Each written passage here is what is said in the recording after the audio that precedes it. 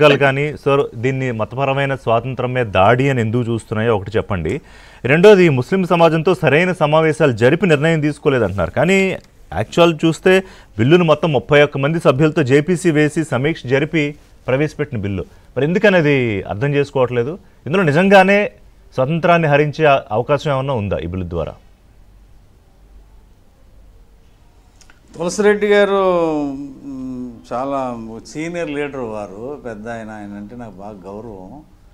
కానీ YCP double game ఆడలేదని చాలా ఖచ్చితంగా చెప్తా ఉన్నారు. అసలు డబుల్ గేమ్ ఆడటంలో పెద్ద ఆశ్చర్యం ఏముంది వైసీపీకి? డబుల్ గేమ్ ఆడటం అంటే వాళ్ళకి వెన్నతో పెట్టిన విద్య. ఎందుకంటే వాళ్ళకి ఇబ్బంది పాపం, ఎందుకంటే సిబిఐ కేసులు ఉన్నాయి, ఈడీ కేసులు ఉన్నాయి. వాళ్ళకున్నది ఇబ్బందిని బట్టి వాళ్ళు రాజ్యసభలో ఓటు వేసి ఉండొచ్చు. అంటే ఇందాక చెప్పిన మేనేజ్మెంట్ లో భాగంగా కిషోర్ రెడ్డి గారు చెప్పిన మేనేజ్మెంట్ లో భాగంగానే వైసీపీ వ్యవహారం జరిగి ఉండొచ్చు. ఏముందండి, మేము వేసాము అని చెప్తే ఏమవుతుంది? ఇప్పుడు ఇంతకుముందు వేశారు కదా, 4 చట్టాలకు వేసినాం, ఈ చట్టానికి పెద్ద విశేషం ఏముంటుంది?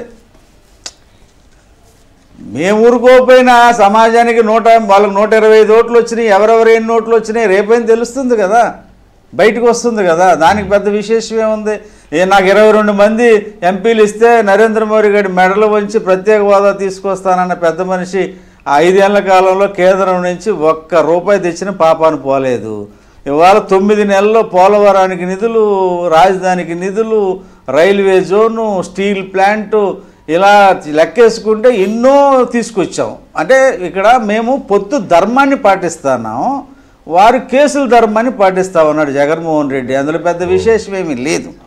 అయితే బీజేపీ నాయకులు మాట్లాడుతూ రోడ్డు మీద కడితే మసీదు అది వక్ఫ్ కింద వస్తుంది అన్నారు. రోడ్డు మీద కట్టిన గుడి కూడా ఎండోమెంట్ కింద వస్తుంది.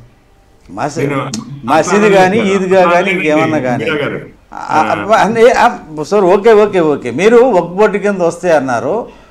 నేనేమంటున్నానంటే, మీరు ప్రభుత్వ స్థానంలో గుడి కట్టినా అది ఎండోమెంట్కే వస్తుంది. అంటే ఎండోమెంట్కి ఒక బోర్డు ఉంది. ఎండోమెంట్లో కాదు సార్ ఏనండి సార్ ఇప్పుడు ఎండోమెంటు భూములు అన్యాక్రాంతమైన ప్రభుత్వం జోక్యం చేసుకోవచ్చు. అలాగే వక్ఫ్ భూములు అన్యాక్రాంతం అవుతున్నా కూడా ప్రభుత్వం జోక్యం చేసుకోవచ్చు. ప్రభుత్వం దేన్ని వదిలే ప్రసక్తి లేదు. వీటన్నిటిలో ఎక్కడ అన్యాయం జరిగినా కోర్టుకు వెళ్ళొచ్చు.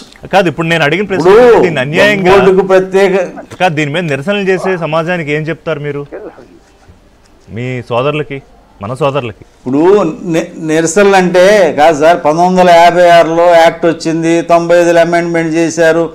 ఇవాళ స్వాతంత్రం వచ్చిన తర్వాత ఇప్పటి వరకు వక్ఫ్ బోర్డులో ముస్లిం ఇతరులు లేరు కదా.